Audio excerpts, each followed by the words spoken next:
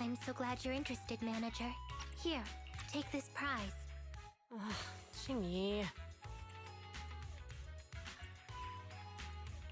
I get the prize just like that? Oh, right. We have a quiz. Manager, how many fingers are on this hand? 5? Is there some deeper meaning behind it? Don't overthink it. There's no deeper meaning behind it. Well done. You got it right. Your prize is Officer Yuan. You may take her home now.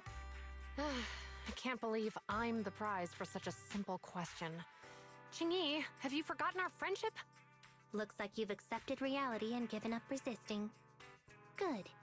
That means the duty of supervising Yuan's vacation now falls upon you, manager. Vacation? Oh, where do you want to go? That's right. It doesn't matter where you take her. Just make sure she gets a break. Beware, Yuan is quite cunning. She may feign taking a break while actually being on duty. So you must remain vigilant and be able to tell the difference. I'll get the job done. Great. I'm relieved to hear it.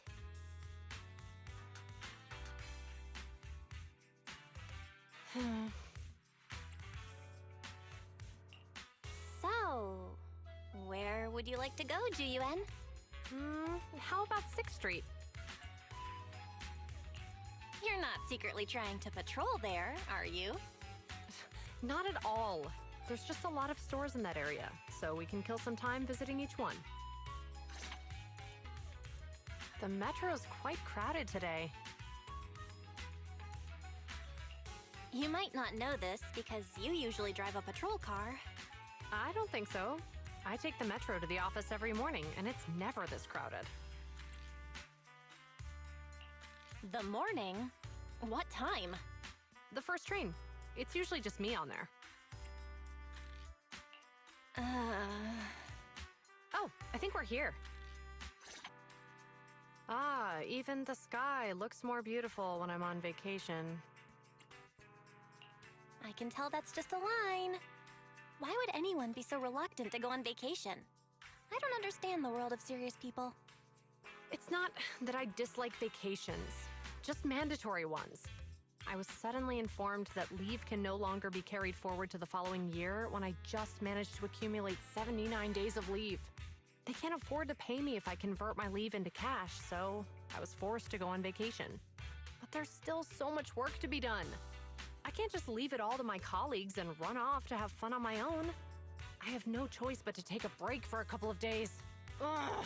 All my plans have been disrupted! You must be lying.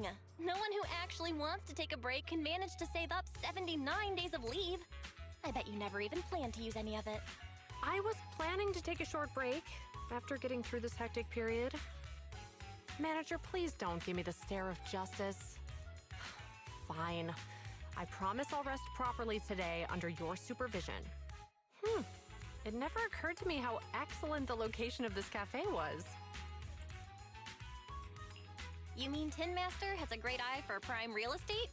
No, I mean, this location is strategically important as it overlooks the roads in both horizontal and vertical directions. When an emergency arises, I can basically keep the entirety of 6th Street under my supervision by positioning myself here.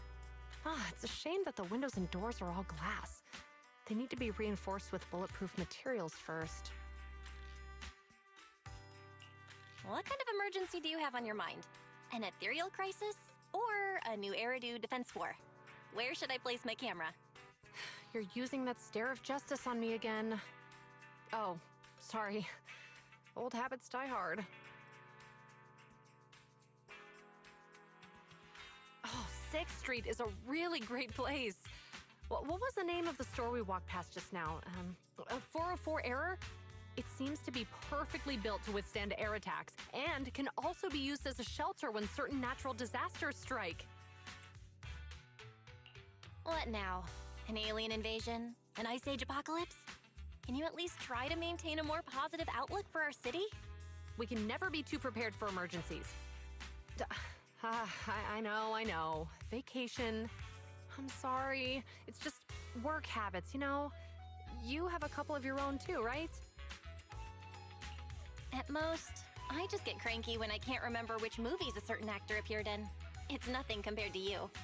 You even managed to discover the secret relationship between Madame Wong and Mr. Bot just by observing their drying racks while passing by. That's TMI! How am I going to face Madame Wong and Mr. Bot now? By the way, the location of your store actually rivals Tin Master's. Although, the foot traffic here might not top that of the cafe.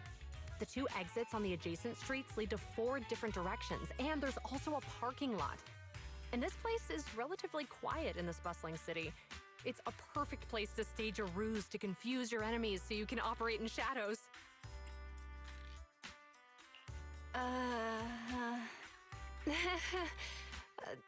Your stare this time seems to carry a more complex set of emotions compared to the previous 2. My apologies. Please, play the movie. I promise I'll do nothing but enjoy my vacation this time. Oh, this hairstyle is quite flashy. Isn't this usually the kind of style that delinquents go for?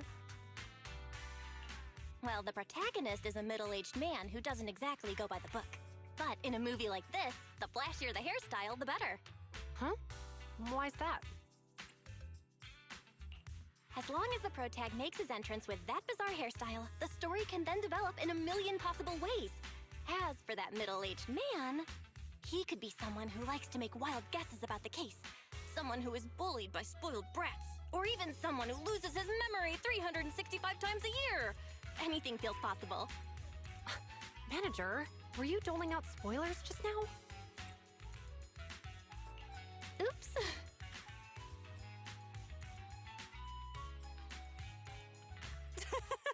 That's hilarious. That guy actually started snoring halfway through solving the case. That kid must have the toughest job in the world.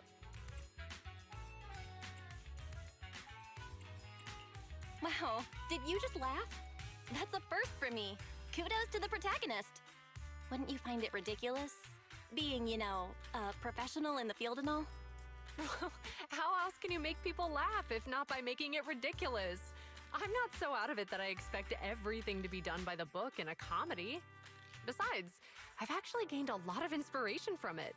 In this episode, the culprit cleaned the scene very thoroughly in an attempt to cover up his wrongdoing. He did manage to get rid of the evidence, but it wasn't enough to cover his tracks completely. Huh? Why not? Anyone who checked his utility bills would have noticed something was off. With the amount of cleaning he did, his water usage would be unusually high. We public security officers would have focused our investigation on the family members of the victim first, instead of immediately treating it as a missing person case. I'd never have thought of that. You're amazing. No, it's not about us being particularly skilled. The crime itself is just inherently flawed. Evil never goes unnoticed in this world, and the more sophisticated the deception, the easier it is to uncover. The stronger the order established by public security, the more resilient we become against crime. That's the purpose of having a routine. Anyway, my time here was well spent watching such an intriguing movie. I'll recommend this place to my colleagues.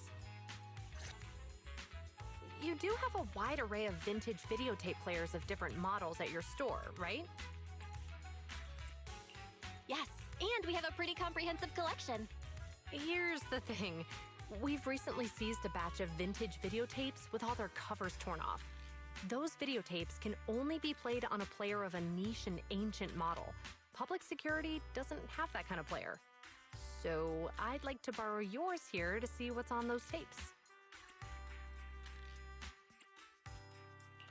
A niche player has to be used, and the videotapes are all without covers. They're probably that kind of videotape. What kind? It's, you know, that kind. Wait, what's going on? Why are you beating around the bush?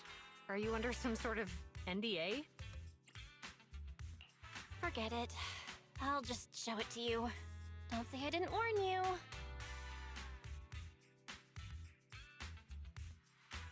What was that? Well, either way, I've gotten the gist of this tape. Well, do you still want to check the rest? I do.